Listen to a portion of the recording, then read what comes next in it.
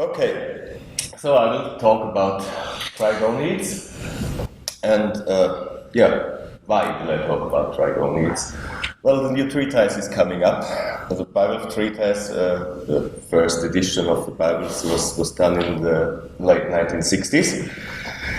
And it's going to be updated, which is quite exciting after 50 years. A lot has been done. It was 3 volumes by these times. It will be probably 12 now. So there is already some of the introductory chapters out there, and hopefully our preliminary classification of the Trigoniids, which this talk is pretty much about, will be out next year. And it's rather an early progress report than proper results yet, and I'll show you why. So let's just define what the Trigoniids is for those who don't know them very well. Trigoniids are bivalves. They are closely related to Unioniids. This is adapted from Bieler et al. From this year, so it's from the Bivalve Tree of Life project. And you see, you don't need a lot of branching points within the bivalves to arrive at the Trigoniids. So they are a fairly large group and a fairly important group with regard to phylogeny. How do they look like? Well, that's Trigonia, so the type genus of the whole group. And you see, they're quite heavily ornamented, which is nice because it gives you a lot of features. So generally the shell has a lot of features, has this carine and is separated in this area and the flank. The flank is heavily ornamented, and you see those critters down here, so flank ornamentation can be quite variable.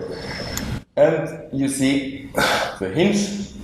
The hinge is somehow important, let's say, for the gross separation within the Trigoniida, not so much once you come closer and go to families and even smaller groups within. At the moment, we are still at the step where we are looking at apomorphies in a more qualitative way, so our preliminary classification will not include a phylogenetic analysis yet, simply because we started just last year. And, well, you might say, oh, you already started last year. Why don't you have proper results yet? What I'm talking about, I just got Mike Cooper's list sent from South Africa, who is working on Trigoniids for about 30 years, and it's 36 pages of Word text file, and it's lines of 12-point font, and it's about 1,500 species. And they are arranged in a bit more than 150 genera. So we're talking about a huge thing, and I don't want to go through this list with you. Just want to mention 2 things which are very difficult to coin as characters for a matrix. That is the ornamentation on the flank, which I already pointed out. It's very variable. A huge variety of transitional states, lots of convergency going on. And because of this convergency, because of these analogies, we certainly have to involve time within our phylogenetic analysis, which will hopefully come in 1 or 2, 3 years, I don't know.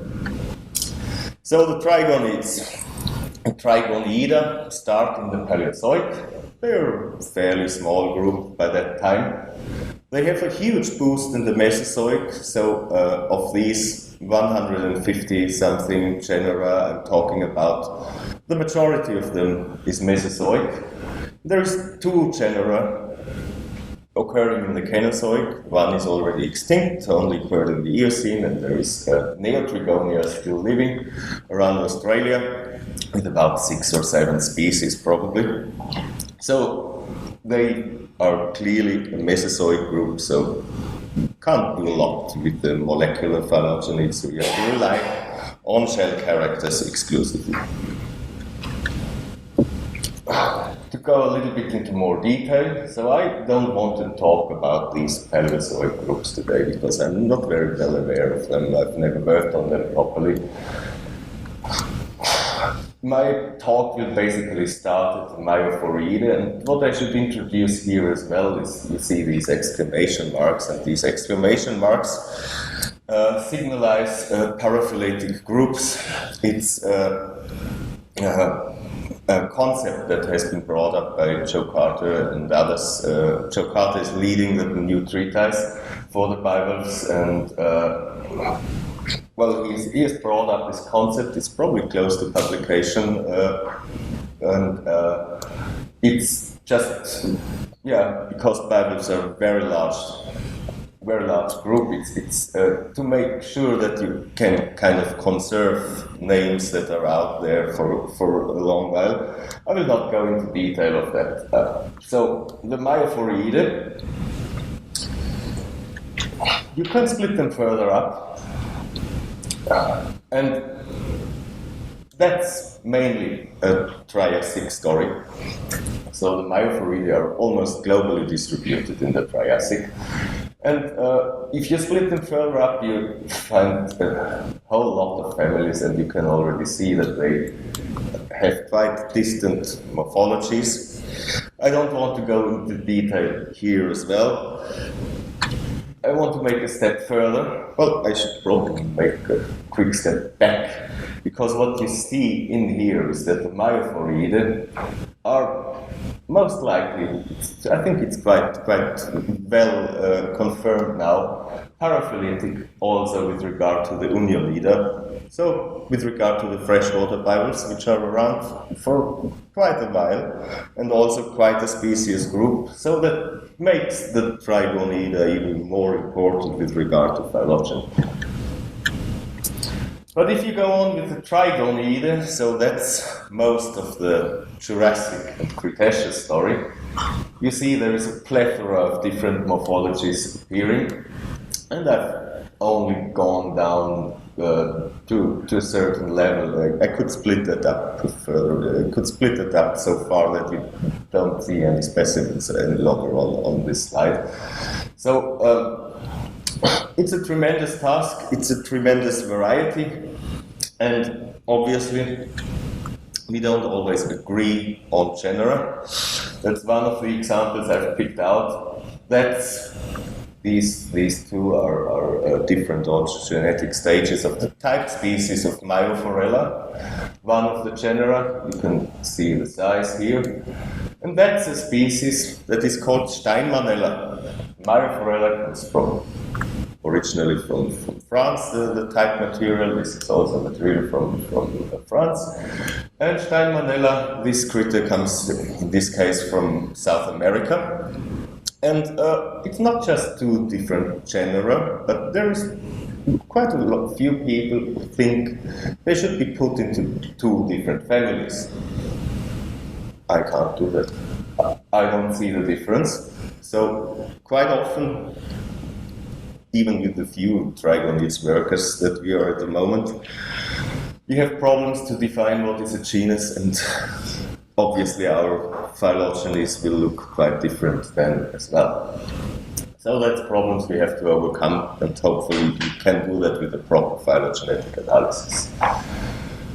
What I want to show you is a little bit of advanced stuff, why it might be interesting to further look at Trigoniids.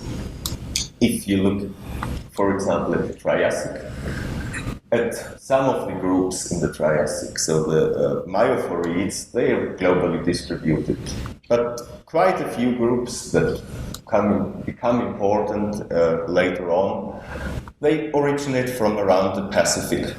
It's quite obvious, it's quite well confirmed. Trigoniids obviously have a brilliant fossil record. That's what makes them quite suitable for studies like that. So looking at paleobiogeographic patterns. They are, more or less all of them are shallow water species, so you have quite a good chance to find them in the fossil record when they were there. And they were really abundant in the Mesozoic, so they often called the cockles of the Mesozoic, and I think it's quite true. They are rapid burrows, they were abundant, they were diverse. So an ideal group to do studies like that. But obviously we are at a very early stage to do that. So I'm only looking at family level or subfamily level at the moment. And you can see in the Triassic this Pacific pattern. If we move on to the Jurassic, well, I've left it empty because there is not much of a pattern. Shelf areas become wider, and so there is a lot of space for dispersal for trigoniids. And those groups that are around in the Jurassic are having a more or less global distribution that they achieved during the early to mid-Jurassic, and then the late Jurassic. It's quite uniformous. And if you go on into the Cretaceous, obviously you see that continents break apart a little bit more, so you get a bit more of isolation. And you have groups like the Nototrigoniids radiating mainly in Australasia, the Apiotrigoniids in the late Cretaceous radiating almost exclusively in Japan and surrounding areas. Well, obviously our fossil record in this part of the world is not the best one, so they might have been slightly more expensive, but certainly not further into Central Asia or Europe.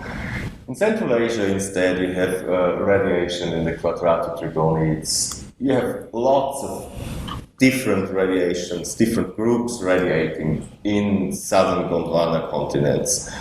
And, well, you should also have some radiation or something going on in Europe. And the fossil record of trigoniids in Europe is quite good, but they're not very well studied. So, for some of the groups, we are still back in Lysen's times in the mid-19th century, and we have to disentangle them and see which groups turn out to be radiating there. So, that's my state of the art at the moment. These gray bars, they all symbolize genera. Obviously you can't read what is written on these bars because there is simply too many of them. But you will see, looking at the time spans these genera cover, that quite a few of these bars are quite long and probably quite wrong. So there is quite a few taxa that need to be split up or we need to have a close look whether they are really such long-ranging genera. I'm quite confident for Trigonia, for the type species, that it actually is. But for most of the others, I'm quite confident that they won't be. And at the moment, Mike Cooper in South Africa is working on this purplish part of the phylogeny and hopefully disentangling that part. And then the worst bit is here in dark blue, so that's still ahead of us. So I hope I could convince you that it's nice to look at trigoniids at least, although there is not too much information yet. And thanks a lot for listening.